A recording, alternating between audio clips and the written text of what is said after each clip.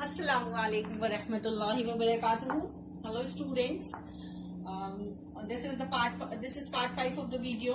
It means कि इस video में हम लोग क्या पढ़ने वाले हैं, एक्सरसाइज 1.2 ऑफ एनसीईआरटी। इससे पहले हम लोगों ने पढ़ा था अर्थमेटिक, क्या था वो, फंडामेंटल थ्योरम ऑफ अर्थमेटिक। ठीक है, हाँ हमें पता है कि हमने आपका हाल चाल नहीं पूछा आप पूछ ले रहे हैं। How are you all? I wish and I hope that you all are well, fine, अल्हम्दुलिल्लाह। तो अभी स्टार्ट करते हैं हम लोग अपने क्वेश्चंस। और इससे पहले जो फंडामेंटल थ्योरम ऑफ अर्थमेटिक थी, उस वीडियो में एक पार्ट हमने वीडियो में नहीं बताया था, नीचे डिस्क्रिप्शन बॉक्स में है वो चीज। ध्यान रखिएगा कि कोई भी दो नंबर अगर होता है, कोई दो नंबर है ए बी सपोज, तो अगर HCF ऑफ ए बी हम लें और LCM ऑफ ए बी लें, इन दोनों को मल्टीप्लाई करें, मतलब HCF एंड LCM इन दोनों को मल्टीप्लाई करें तो ये A इंटू बी होता है। ठीक है, ये ध्यान में रखिएगा, ये चीज, ये दूसरी चीज है। और ये हमने वहां पे उस वीडियो में हमने नहीं बताया था, मेरे ध्यान में नहीं था, डिस्क्रिप्शन बॉक्स में हमने दे दिया है उसको। ओके, तो ये चीज ध्यान में रखिएगा। खैर, आते हैं हम लोग अपनी एक्सरसाइज की तरफ, exercise 1.2 and that is based on fundamental theorem of arithmetic. तो देखिए, पहले क्वेश्चन में आपको करना क्या है, express each of the following as product of its prime factors. इसका मतलब इसमें हमने पहला पार्ट लिया, आपको दूसरा तीसरा चौथा खुद से करना है। अब देखिए 140 है, अब जैसे 140 है तो इसमें करना क्या है, आपको इसको प्राइम फैक्टर्स के फॉर्म में लिखना है। और प्राइम फैक्टर्स के फॉर्म में हम कैसे लिखते हैं, सिंपल है, बस एलसीएम ले लो।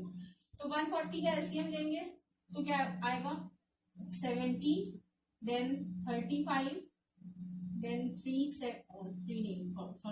7s are 35 and 7 1s are 7।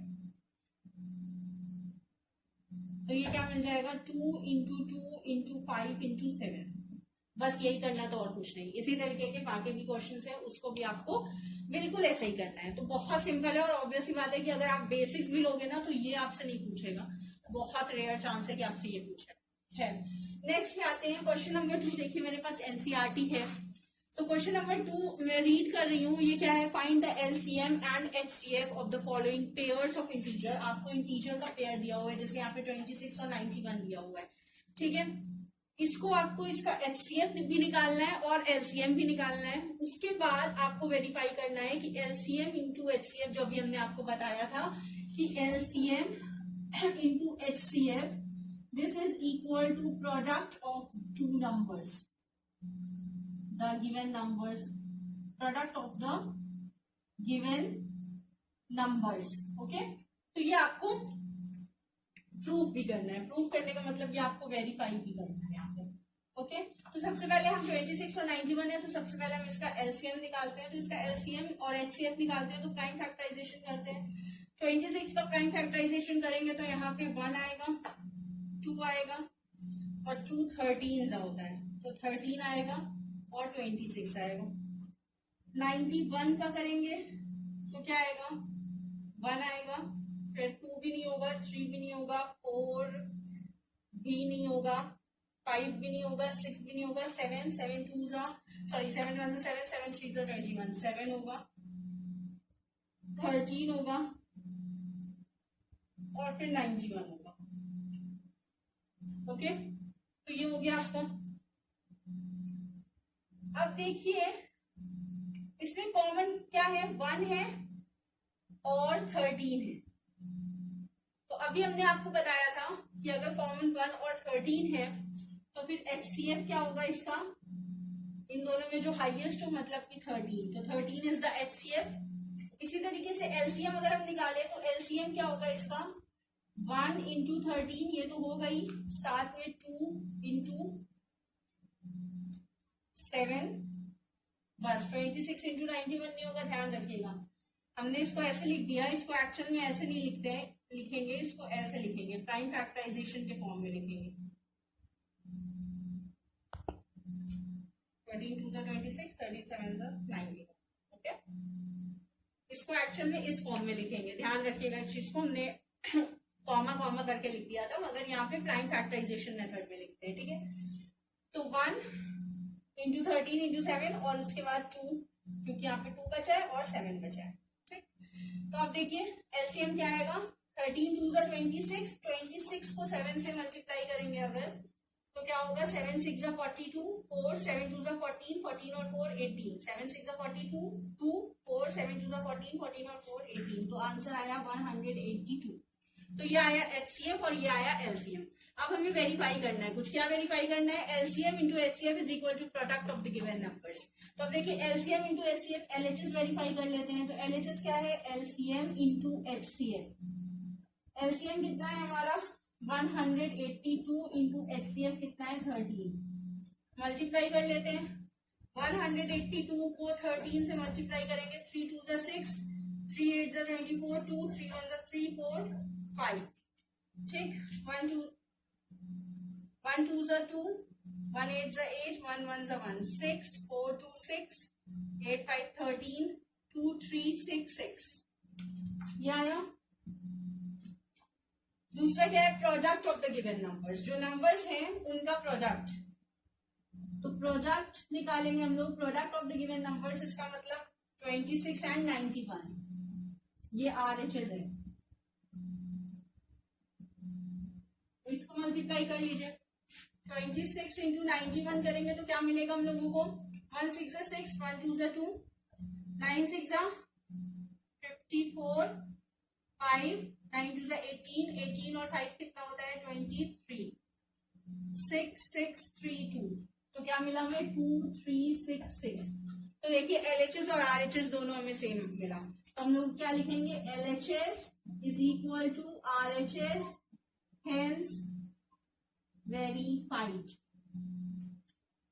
तो इस तरीके से हम लोग LCM into HCF is equal to product of the given numbers verify करते हैं। और ये हर केस में होगा, मतलब कोई भी केस, कोई भी दो नंबर हम लोग लेते हैं तो उसका एचसीएफ एलसीएम को मल्टीप्लाई करने पे जो भी नंबर हमें दिया हुआ है, दो या उससे ज्यादा भी नंबर लेंगे तो उसके प्रोडक्ट के बराबर आएगा। प्रोडक्ट का मतलब होता है मल्टीप्लाई। ओके, नेक्स्ट क्वेश्चन हम लोग देखते हैं। नेक्स्ट क्वेश्चन में आपसे क्या कहा गया है, ओके सॉरी फॉर डिस्टर्बेंस। तो क्वेश्चन नंबर 3 क्या है, find the LCM and HCF of, अब इसके आगे हमने नहीं लिखा है, ऑब्वियसली बात है, हम हर चीज थोड़ी ना कॉपी करेंगे, आपके पास एनसीईआरटी होगी। तो find the LCM and HCF of, ये नंबर्स आपको दिया हुआ है, इसका आपको एलसीएम भी निकालना है और एचसीएफ भी। हमने इससे पहले पार्ट 4 में आपको बताया है कि 3 नंबर का एलसीएम और एचसीएफ कैसे निकलता है। यहाँ पे फिर से एक बार देख लीजिए, जैसे 12 है तो 12 का प्राइम फैक्टराइजेशन करेंगे तो हमें क्या मिलेगा, 1 इंटू 2 इंटू 2 इंटू 3। कैसे पता चला, ये सिंपली 12 का एलसीएम लेके।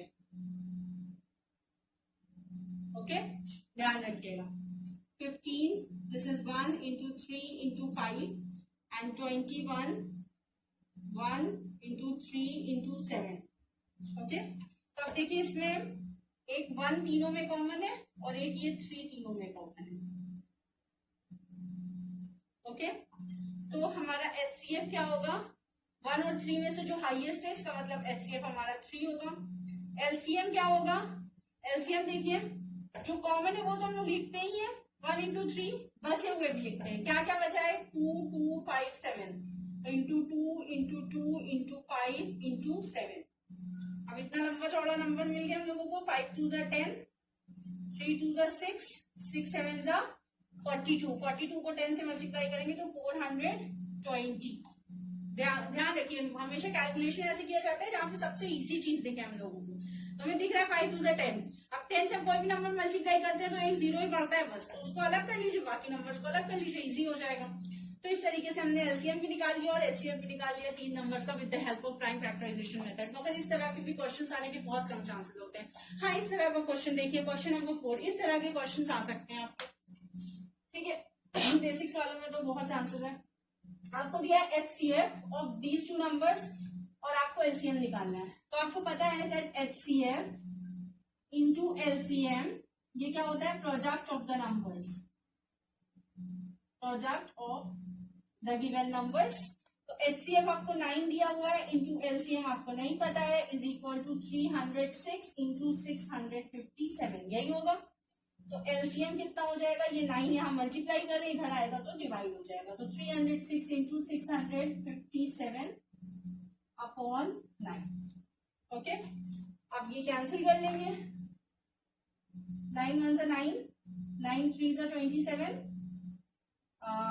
36, 9 4 जा 36। अब 34 को किससे मल्टीप्लाई कर दे, 657 से मल्टीप्लाई कर दे, जो आंसर आएगा वो यहाँ पे लिख देंगे, तो हमें मिल गया एलसीएम।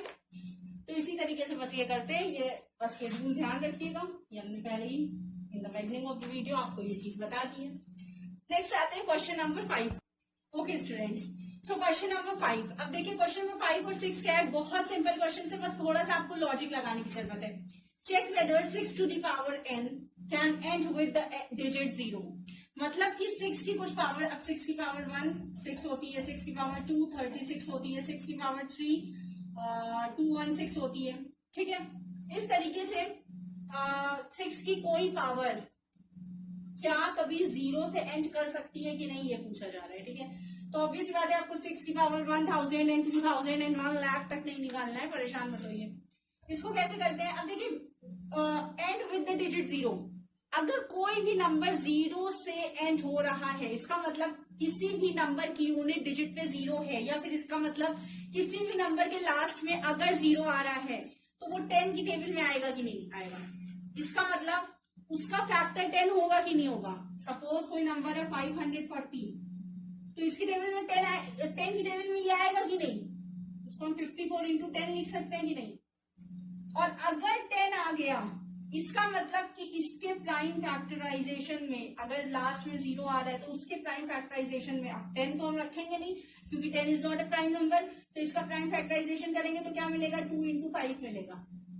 इसका मतलब कि जो भी नंबर होगा उसके प्राइम फैक्टराइजेशन में 2 इंटू 5 जरूर होगा, मतलब 2 और 5 जरूर होगा। अब हम लोग 6 का जरा प्राइम फैक्टराइजेशन करते हैं,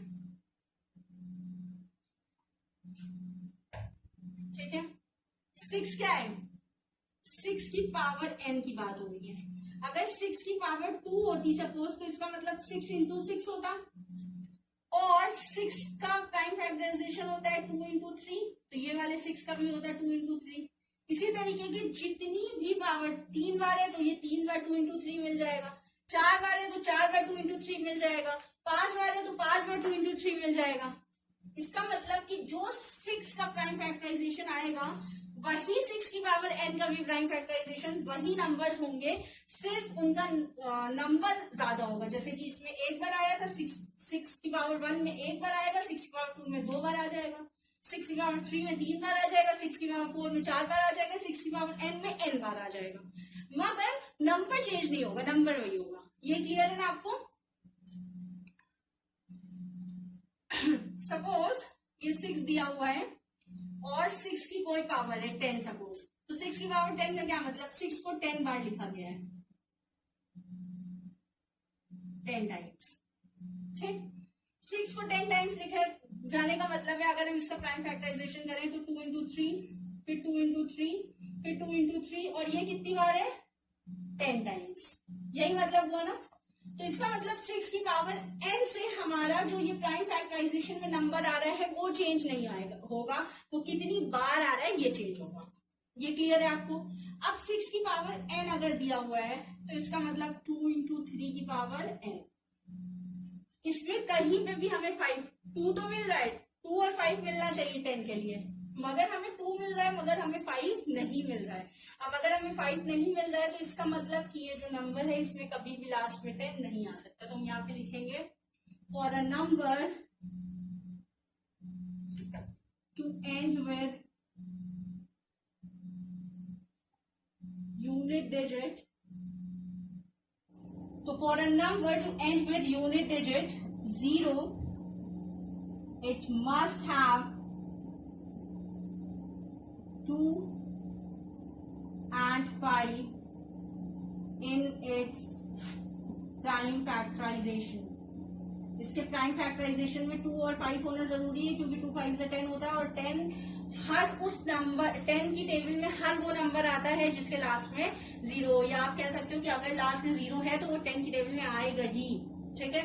तो 2 and 5, तो अब यहाँ पे 2 तो है मगर 5 नहीं है, तो 6 प्राइम फैक्टराइजेशन ऑफ 6 हम यहाँ पे लिख देंगे। प्राइम फैक्टराइजेशन ऑफ 6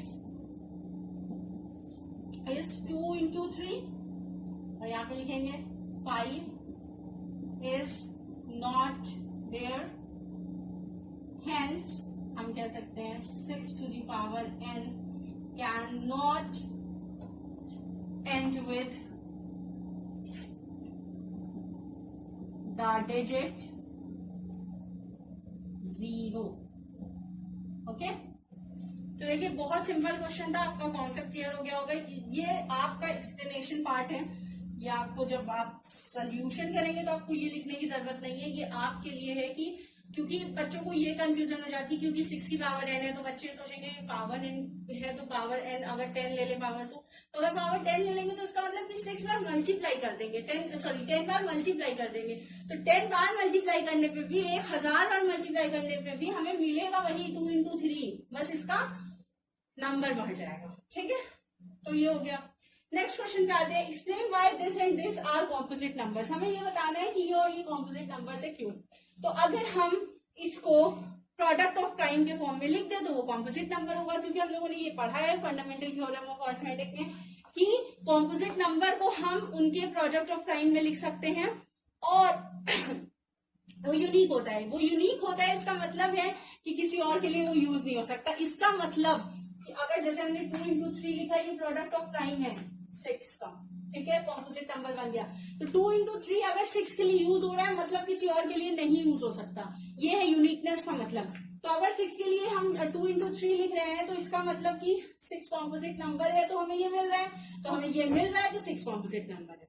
तो इसका मतलब कि यहाँ पे भी अगर हमें प्रोडक्ट ऑफ प्राइम मिल रहा है तो ये कॉम्पोजिट नंबर है। तो पहला वाला नंबर देखते हैं हम लोग। पहला नंबर क्या है, 7 into 11 into 13 plus 13। अब देखिए इसको लिख सकते हैं 7 into 11 into 13 plus 13 को हम लिख सकते हैं 2 into 13। अब देखिए ये सारे प्राइम नंबर मिल गए, तो हम क्या कहेंगे, as it can be expressed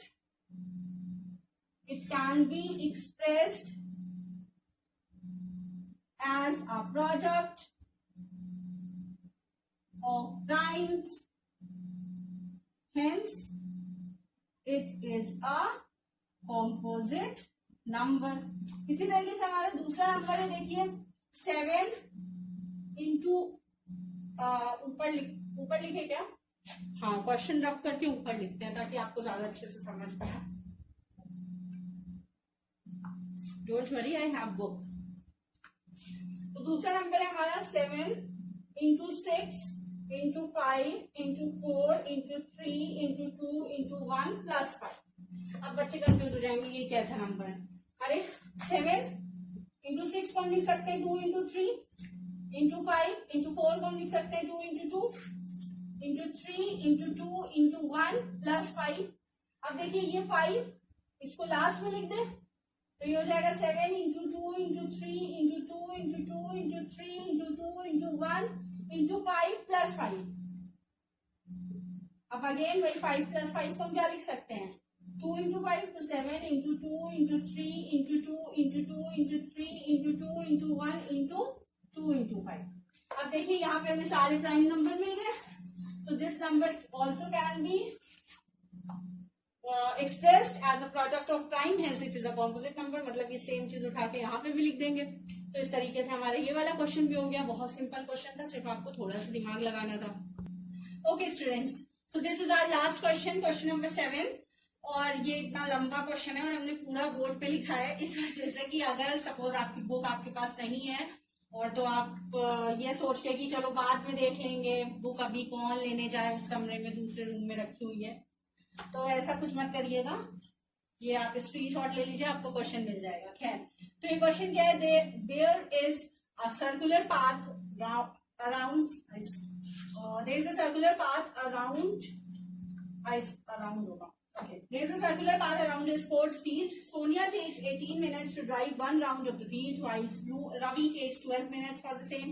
देखिए आपको क्वेश्चन क्या रहा है कि एक सर्कुलर पाथ है, ठीक है। अब ये सर्कुलर पाथ पे सपोज कि यहाँ ये एक स्टार्टिंग पॉइंट हो गया, ठीक, ये स्टार्टिंग पॉइंट हो गया। यहां से 2 बच्चे स्टार्ट किए, एक का नाम था क्या, सुनीता,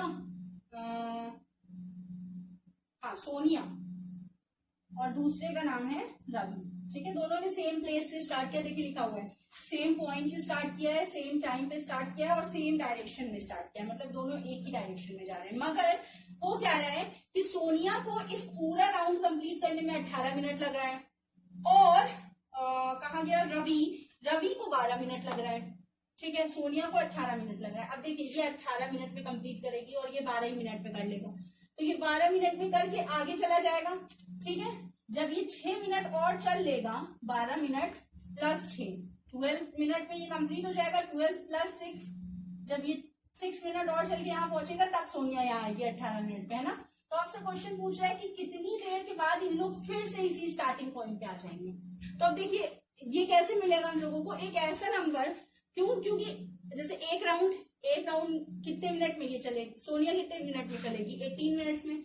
2 राउंड 36, देखिए 36 18 की टेबल में आता है, 3 में 18 into 3, 4 round 18 into 4, 5 round 18 into 5, मतलब जो भी मिल रहा है वो हमें किस फॉर्म में मिल रहा है, 18 इंटू n, मतलब 18 की टेबल में आने वाला नंबर मिल रहा है।